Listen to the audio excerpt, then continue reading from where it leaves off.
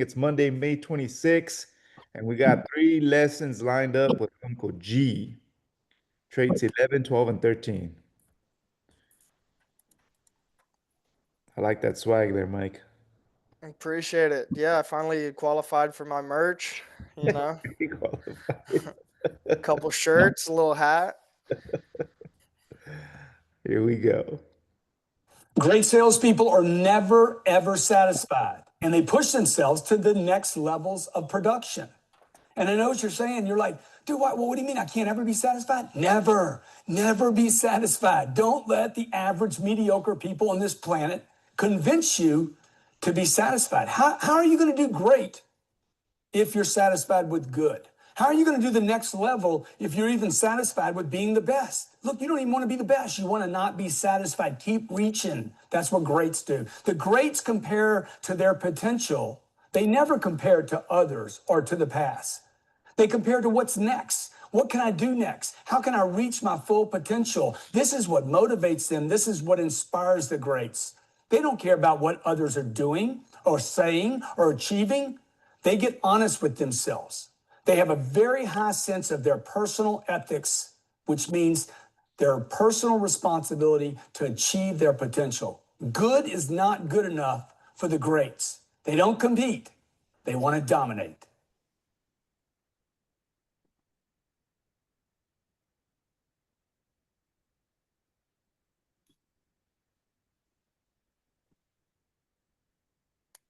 Great salespeople do not view failed sales as lost sales. They actually see a failed sale, a lost sale, you didn't get it, as an investment in the future.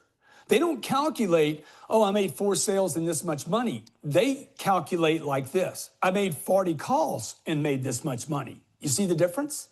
See, they see the other 36 that didn't actually fund them as being part of their funding process and their business building. Look, great salespeople don't equate deals, the deal that don't close or the deals that do close as part of their paycheck. They see all deals as part of the process, as filling their pipeline.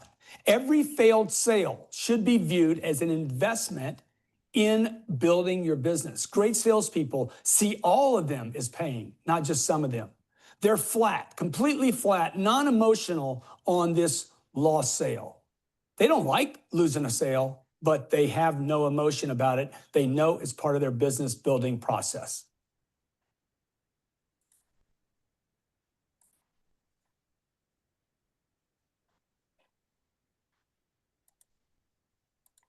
The great salespeople never give up on unsold clients. They're certain, they're absolutely convinced that someday the unsold will become a client. This takes work. I'm telling you, it's difficult because you start thinking lost sale means no way ever. But if you can make that transition and start thinking the way the greats do, they continue to follow up on the unsold, knowing, hey, I invested the last 3 months in this client. They went with somebody else. I need to keep investing time. It's difficult to do, but being great is difficult. Consider the lost sale not as something lost, but as an investment made that hasn't paid off yet. It's a great way to differentiate yourself in the marketplace by continuing to follow up even on those lost sales, that future investment in your future, your business, so you too can be great. Bam. Man, I don't know about you guys, but I love Grant because like he makes me think differently and you know, in some ways I could feel like defeated or left behind or not even know I'm average, right? And then Grant like flips the switch and like makes you think differently and changes your mindset and makes you see things a lot differently, and I feel like he wants the best for us. How do you guys feel? Yeah, he's relentless, Yeah. you know? Yeah, and when it comes to marketing, I know it could be tiresome, but you just got to keep on going at it, just keep on posting, right? You get that mindset of like, okay, one more post is gonna get me that next client. One more post is gonna, speak to someone that I'm looking for, right? So when it comes to marketing, if you switch that mindset up and think that way, you're gonna get more and more clients coming towards you, like with SBG, like Sean and Allison, they got so many posts going out there every day. Like we're just sending out this huge blanket, this huge net, and we're catching fucking At first it was like little fishes, and then now we're getting some fucking big ass marlins, man. Yeah, so just keep on pushing on your marketing, guys. Let's go. What do you guys got going on? We're gonna today. We're probably gonna get what? Get this. Is that proposal for Parkside kind of? Have you done anything on it since Sean did his thing? Not really. Not I think I really. started touching the content. Yeah, we're gonna be wrapping up this Toll Brothers project. Kind of. We still got some lagging bids that we need to get in the door, and then Jared's got. Well, I don't know what else he working on. There's a big list I'm looking at. It's a lot of shit. This morning, the big push is Parkside, and then it's going to be looking out ahead and trying to figure out what project to jump on next. Probably both the Kmart project and the Walmart Santa Clara projects are out to rebid. So check the new bid doc, see if anything's changed. Oh, yeah. If nothing's changed, flip those around. So that'll be two turns I can do real quick. Yep, that's a good point. Yeah, and then we're starting work back up at Walmart tomorrow night. They didn't want us to work through this weekend or today because it's a busy week, so we'll hit the green light tomorrow and try to wrap that one up over the next couple weeks. And then everything else, all the other jobs are kind of progressing. Tracy Ped Bridges, looks like we're gonna get approved and we can go and start ordering materials. Calabasas, we're working through some stuff with the design drawings. St. Louis couldn't end soon enough, Any word of advice for our guys for St. Louis, like projects like that? Yeah, I mean, daily reports is really important. What the issues we're having on St. Louis is, so there's like 5 different permits. So there's all these different plan sets that are pieces of the project. It's a county job. So there's County of Santa Clara, there's like City of Gilroy Fire involved. So it's in this weird no man's jurisdiction. Then they have this CM, a construction manager, consort PM, and there's like 15 of these people, and they've just been hovering over the job. So we have like $150,000 in change orders that have been out, that are out. Well, the work's done, and they've been under review for months now. And now they're coming back, and Camacho had 4 days in there for a complete utility redesign, and they hacked his 32 hours into 16 hours, and they said he did it in 2 days. So they're just doing it. So 50,000 turned into 27,000. And I'm like, all right, so we're going to start writing daily report requirements into contracts, because I got to go back to Camacho. I'm sure he has some photos to prove that they were there for those days. But if we had these daily reports from our subs, it would be a lot easier. I could just go back and go, no, daily report number 115, 116, 17, and 18, they were doing that work there, and just show them that. And that's how everyone should be doing it. But so the lessons learned are, be out there and take pictures of everything. I can't say that enough. I say it all the time, but I mean, as I walk through, I'm just blasting off pictures just to get every perspective.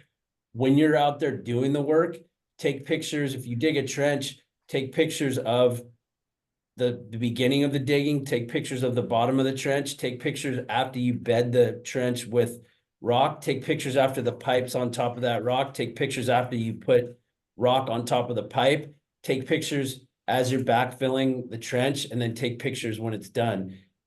Every single phase from every angle, no picture. There's no amount of pictures that's too much.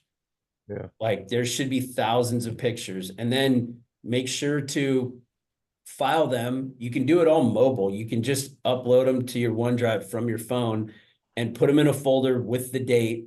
And then you can at least go back and find them. And we're using Project Site now, so we can do daily reports, which categorizes everything and lets you kind of type in what you did.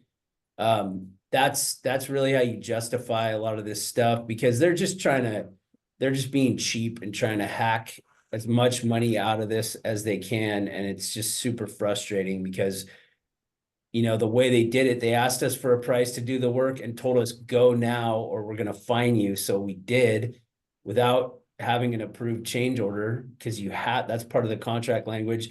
And now they're coming back and chopping the dollar value down.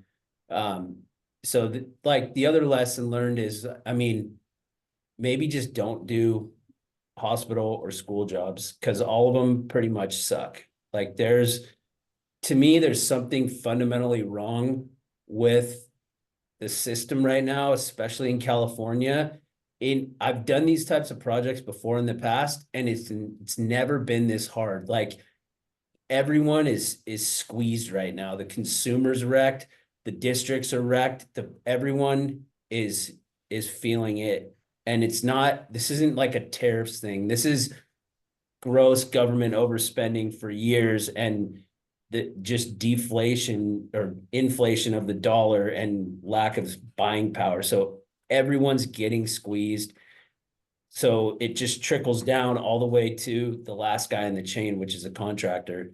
So picking your jobs, being in a position to pick your jobs is super important. That's what we're trying to get to work with companies like Toll Brothers, who have positive experiences. Some jurisdictions are reasonable. Like the city of Santa Cruz has been pretty chill to work with. I don't know though. Santa Clara, they suck to work with. They are a nightmare. So I guess lessons learned, Yeah. But that's the hard part. It just document everything. That's the most important thing, Yeah. Damn, that's crazy. Yeah. Hospitals and schools, then. That's good to know. Yeah, hospitals, schools, really, like, honestly, if you're not ready, if you don't have the back office to handle a public works, a public works project, you probably just shouldn't do it. Yeah. It's a lot to handle, and there's an army, there's like 9 to 12 consort people on every email. I don't even know what they do, but it just shows you, it's like going to a legal battle with the government. They've got all these lawyers, and so they have all these CMs that are all just sitting there trying to justify their existence. Yeah. Like, they're not easy to work with. That's me being really nice, because Yeah. on camera I could say a lot of other things that I'm really thinking. Yeah. I'll just say it, they're fucking worthless. Yeah. It's crazy. That sucks, man. That sucks. Yeah. We've been dealing with that for a while. Shoot. Yeah. Yeah. So document. How's it going, Michael? It's going good. Yeah. Yeah, we should have a meeting with Misael today, and he'll actually show up, from what I've heard. So, Allegedly. yeah. So, Nice. he said he's free today. I'm trying to figure out a time. I'm going back and forth with him over Instagram. Nice. Trying to get Hugo back on board, along with some others. So, think overall this week should be pretty good. Nice, man. You need anything, just let me know. I know I've been neglecting you, but just let me know, man. You know me. No, it's not you. I've been going through some things on this end too. So, Hope your dog's doing all right, man. yeah, we had to put her down Friday. That's Yeah. It was the best thing, It was terrible, but best thing we could do. shit. Sorry to hear Well, that. yeah, man, it's life. But yeah, I look forward to making this week a really good week. Awesome, brother. Yeah, Cool. thank Anything you. else, guys? Oh, we're good. Shit. All right. Shit. We'll see you guys tomorrow. All right, later. Hey, guys. See ya.